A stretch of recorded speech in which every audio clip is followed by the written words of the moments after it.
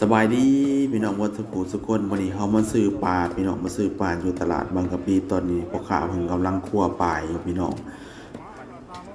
โลละ55 บาทพี่น้องปลานิ่นก็มีแต่ตัวงามๆพี่น้องยังสดอยู่ในนี่พี่น้องอันนี้ก็สิเป็นปลาตะเพียนโลละ50 บาทพี่น้องโตเฮ็ดสวยอยู่งามอยู่ปลาเป็นตะสะออนพี่น้องโอ้ยมีตั้งแต่ปลา ร้านนี้ก็หอยเมงภูพี่น้องโลละ40 บาท3 โล100 บาทหอยเมงภูตัวงามตัวหมกใหญ่หนึ่งพี่น้องเลยหอยแครงก็มีหลายราคามี190พี่น้อง